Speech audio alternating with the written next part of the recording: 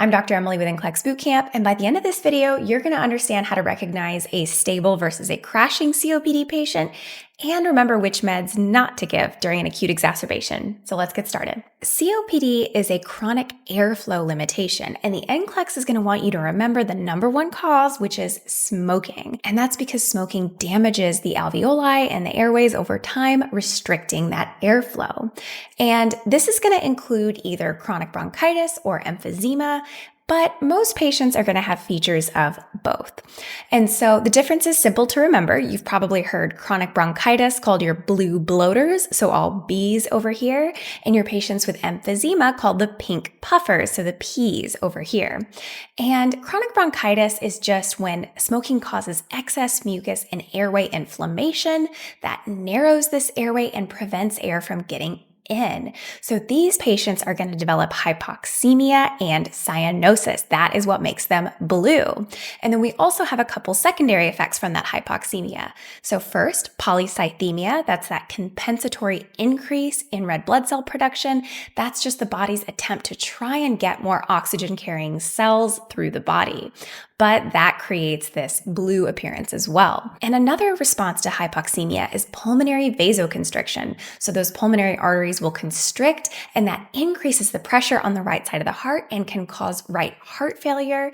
And when right heart failure is due to a lung problem, it's called cor pulmonale. So if they develop heart failure signs like edema, that's what gives that bloating appearance of the blue bloater nickname. So if chronic bronchitis is characterized by hypoxemia, emphysema is characterized by air trapping.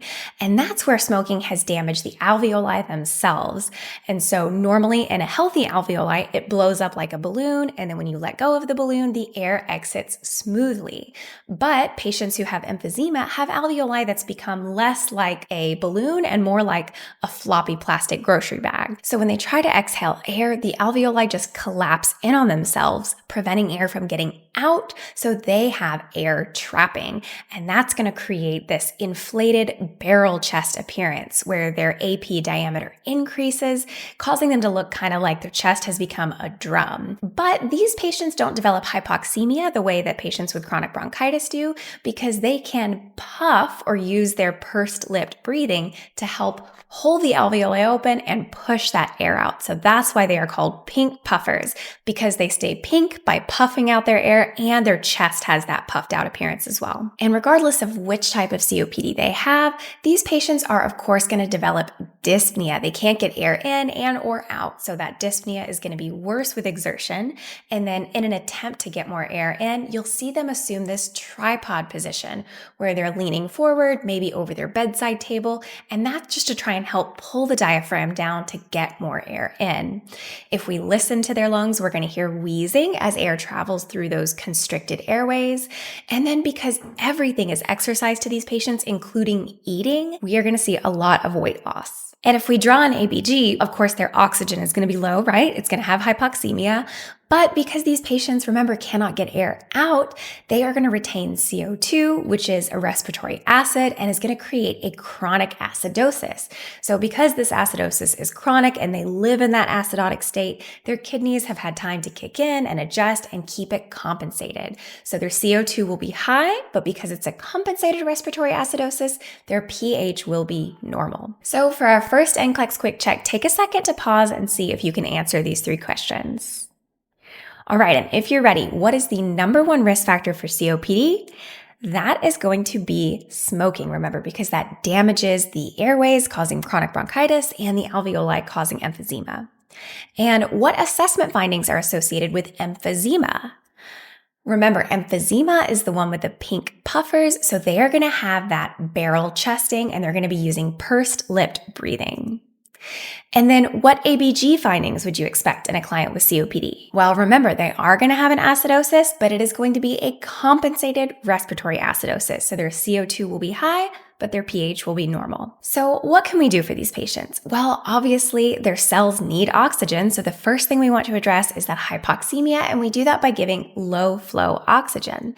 And we keep it low flow by limiting to just 2 to 4 liters per minute, or preferably using a Venturi mask. A Venturi mask is a great option because we can very finely titrate that oxygen concentration to prevent giving too much oxygen to these patients. So they are very, very sensitive to oxygen toxicity, and if we give too much oxygen, you can even suppress their respiratory drive. So titrate to keep their pulse oximetry reading no higher than 88 to 92%. And we will want to teach them to use their pursed-lipped breathing. So we're going to have 2 steps. And remember, these patients have trouble getting air out. So they're going to want to inhale through their nose and then exhale for twice as long through pursed lips, like this. We don't want them to puff out their cheeks because pursing their lips creates just enough backwards pressure to help hold the alveoli open and prevent them from collapsing during exhalation. So we don't want that pressure going out into their cheeks. We want it going backwards down into their alveoli. So we want to prevent the disease from getting worse, and we do that with smoking cessation teaching. So only if they quit smoking will the disease stop progressing. We also want to prevent infection because if they get a respiratory infection, this can precipitate an acute exacerbation and may even require hospitalization. So make sure they're practicing good hand hygiene and getting all the appropriate vaccinations, like their annual flu vaccine and their pneumonia vaccine after they're 65 years old. And these patients have a lot of activity intolerance, so you'll want to teach them to alternate periods of activity and rest, and to try to sit during their ADLs when possible, like using a shower chair. And nutrition is an NCLEX favorite question for COPD patients because for them, eating is exercise. It takes a lot of work just to chew their food, and they can get so short of breath and lose a lot of weight. So we want to teach them to eat small, frequent meals because it just takes less energy to finish eating a small meal. And they should try to rest for the 30 minutes prior to eating. So don't choose the option on the NCLEX that says you want to do PT right before lunchtime. They need to rest before eating and before meals. Try to use their bronchodilator and switch to a nasal cannula if they can, just because it's easier to eat than when they're wearing a mask. And then food selection is also really important. Obviously, if they only have energy to eat a little bit of food, we want them to choose the highest protein, highest calorie foods they can get. So they should go all in with butter, mayonnaise, peanut butter, and foods that are going to be really calorie dense. But don't choose things that require too much chewing. So they should be on a soft diet so they can get easy to chew foods and they don't wear out. And to avoid getting too full too fast, they should avoid gas-forming foods like beans and broccoli and avoid consuming their liquids during meals. So they should fill up on their liquids between meals. So take a second to pause and check that you've got all this down. All right, first, what is the goal of pulse oximetry for oxygen therapy in these clients with COPD? Remember, they are highly sensitive to oxygen toxicity, so we want to keep it 88 to 92%. And how do you teach them to perform pursed-lipped breathing? Well, they're going to want to inhale through their nose and then exhale for twice as long through pursed lips, but without puffing out their cheeks. We want that pressure to go backwards to hold the alveoli open. And what should clients with COPD do before their meals? They're going to want to rest for 30 minutes, otherwise they're going to be too worn out to eat. And finally, what foods should they eat? They should eat high protein, high calorie foods that are soft and easy to chew so they can get the most nutrition with the least amount of effort. So these patients are going to be on generally 2 types of medications, their bronchodilators and their anti-inflammatories. So we're going to address that airway narrowing and that inflammatory process that's going on. So their bronchodilators are going to be their short and long-acting beta agonists like albuterol or formoterol, and their short and long-acting muscarinic antagonists like tiotropium and ipratropium. And for more detailed information on these, check out our COPD and asthma meds crash course video. But an important thing to remember is that only short-acting meds like your albuterol are useful for treating acute symptoms. Don't give the long-acting meds because they don't work quickly enough. And then our anti-inflammatories, of course, are our inhaled corticosteroids like fluticasone and budesonide. So what happens if all of our teaching and prevention fails and this patient still comes to the hospital in an acute COPD exacerbation?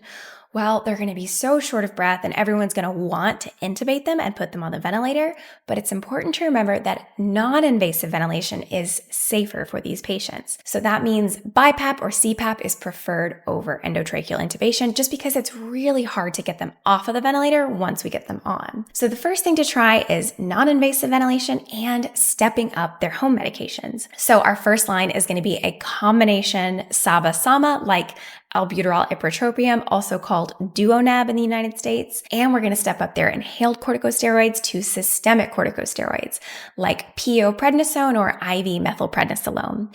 But no matter how anxious they get, do not choose the option on the NCLEX that says to give them benzos or opioids. We're worried about depressing their respiratory drive. So if they get anxious, just coach them through pursed lip breathing instead. So while we've got them on non-invasive ventilation and we're giving them all these medications, we are very closely watching their ABGs and their respiratory status. And there are two things that would tell us that these interventions are failing and that we do have to go ahead and proceed with intubation. And do you remember what those are? Well, the big warning sign not to forget that intubation is required is going to be paradoxical respirations. So normally in calm breathing, our chest and abdomen rise and fall when we inhale and exhale. But if these patients get so worn out that they develop respiratory fatigue, you're going to see their chest walls start to suck in on inhalation. That's just because they're working so hard to get that breath in. So if you see these paradoxical respirations, definitely notify the healthcare provider because they are wearing out and they are not going to make it much longer on BiPAP. We need to go ahead and step up to the ventilator. And when you're checking their ABGs, remember it's expected to see a compensated respiratory acidosis, but if their pH does start to drop, that tells us that they can no longer compensate and they're having too much CO2 retention. So watch for these two warning signs. All right, so for your final NCLEX quick check, take a second and make sure you know meds and exacerbation tips. All right, so first, which medications are used to treat acute symptoms? Would that be SABAs or LABAs? Remember, it's our short-acting meds like albuterol that we need to use for acute symptoms. Which medication should you avoid in these clients with a COPD exacerbation? Remember, we are worried about depressing their respiratory drive, so you should not give them any benzos or opioids. And finally, what respiratory pattern indicates that intubation is required because they've decompensated? And that is going to be those paradoxical respirations where the chest wall sucks in instead of rising whenever they breathe in. And now you're ready for COPD on the NCLEX.